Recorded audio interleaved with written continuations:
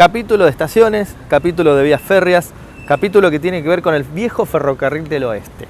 Hoy vamos a tratar de la mano de Francisco Masi lo que fue el emplazamiento de la estación Basílica en lo que es la actual plazoleta del Rosario. Una estación que fue inaugurada en el año 1900 y que comunicaba con la estación central que está a mi espalda a través de un desvío de vías que se daba a la altura del polideportivo. La actual calle Udaondo es lo que comunicaba ese desvío con las dos estaciones. La funcionalidad que tuvo la estación Basílica fue la de tener cerca del pie de obra de Basílica lo que tiene que ver con la construcción y con los materiales que llegaban del puerto de Buenos Aires hasta Luján. Con el paso del tiempo, esa estación Basílica va a convertirse en una estación de transporte de pasajeros, dado que en las fechas de peregrinaciones muchos de los servicios no terminaban en esta estación lujanense, sino que terminaban en la estación Basílica.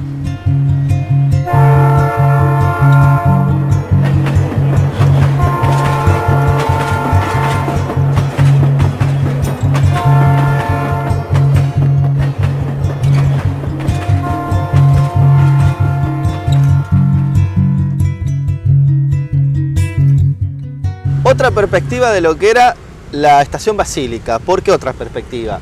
La calle Udaondo, que era el viejo ramal por donde entraban las vías, y la Basílica, ¿no? Tan cerca, uno la aprecia desde esta plazoleta y da la certeza que sí, esta estación está estratégicamente preparada para tener cerca la construcción de la Basílica y posteriormente los peregrinos. Ahora, ¿cómo era el tema de la vida cotidiana de esta estación? Bueno, como te contaba antes, era una estación que no tenía la regularidad quizá que tenían las demás estaciones que podemos conocer. Entonces eso hacía que, por ejemplo, el personal empleado acá, como no tenía que trabajar todos los días en esta estación porque eran trenes a pedido de alguna manera, ese personal trabajaba el resto de los días en la estación Luján, sea de guardabarrera, de peón de ferrocarril. Porque acá el tránsito se daba sobre todo en la última mitad del año o en días claves, días festivos, por ejemplo el 8 de mayo, por ejemplo el 8 de diciembre, o días de festividades, de santos, de alguna celebración de las parroquias. Fechas especiales que tenían que ver con la Virgen o con lo religioso, y ahí se contrataba el servicio. Entonces se contrataba ese servicio, como ahora podemos contratar un colectivo por butaca, por una combi, y se contrataba el tren. Pero por esa misma razón no era una estación de funcionamiento diario. Había días, había quizás semanas donde acá no había movimiento. Esta estación era una estación bastante más precaria que otra del Ferrocarril Oeste, era una estación de madera con techo de chapa a dos aguas, tenía una pequeña cocina y una pieza para el encargado.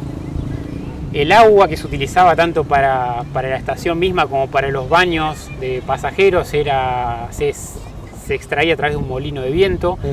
Y todo este perímetro estaba alambrado. La iluminación, en caso de ser requerida, se proporcionaba a través de lámparas de queroseno.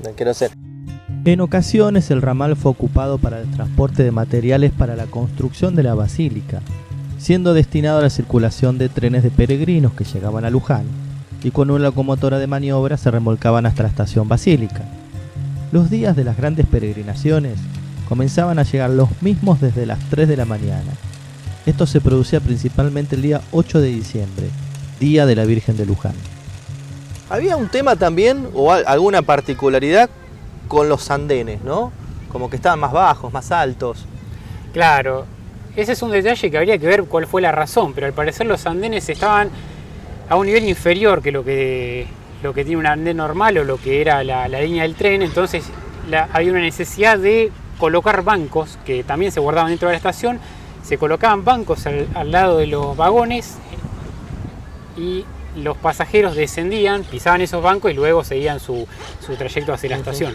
O sea que después esos bancos, me imagino, se guardarían, no quedarían en la intemperie. Claro, se guardaban esos bancos, había de hecho gente encargada, personal encargado de sacar esos bancos, de colocarlos y después de volver a guardarlos. La estación tenía un andén con piso de carbonilla, de casi 300 metros, con dos vías que quedaban protegidas por el techo de la estación de unos 60 metros, además de una tercera vía que servía para que la máquina que remolcaba el tren pudiera cambiar de lugar y remolcar el equipo de coches vacíos hasta la estación de Luján. Allí se depositaban en la playa de maniobras. Hoy en ese lugar se encuentran los depósitos de materiales de un corralón. Llegamos a la mitad del siglo XX, década del 50. de repente decisiones gubernamentales hacen que esta estación basílica deje de funcionar. ¿Qué es lo que ocurre? ¿Por qué deja de funcionar? Bueno, eso se da por varias razones. El transporte automotor ganó cada vez más lugar, sobre todo en la década del 20, del 30 acá en Argentina, lo que llevó al cierre de ramales como este, lo que llevó también al cierre de algunas líneas de tranvía, y también el municipio, dentro de las razones que menciona que terminaron en el cierre de estas ramales, por ejemplo, que se entorpece el tráfico de automóviles. Entonces, ya es un sector urbanizado. Claro, ¿no? Es un sector urbanizado. En un momento dado el municipio dice, abran determinadas calles en este predio o vamos a tener que proceder a levantar las vías. No se termina de concretar positivamente las negociaciones. El ferrocarril Sarmiento ya en ese entonces no tiene intenciones de seguir con el usufructo de este ramal y se procede a levantar las vías. Y ahí llegamos al 2005, donde hay una revalorización del lugar, se convierte en plazoleta, la plazoleta del Rosario, como es conocida, ¿no? Este lugar es la antigua estación basílica, plazoleta del Rosario. ¿Qué es lo que ocurre? ¿Por qué en el 2005 se decide hacer esto? Bueno, este espacio por alrededor de 50 años queda como un espacio verde que en los años finales de los 90, principios del 2000, no estaba en las mejores condiciones, no estaba mantenido, era un espacio que no se aprovechaba de la manera que podría haberse aprovechado.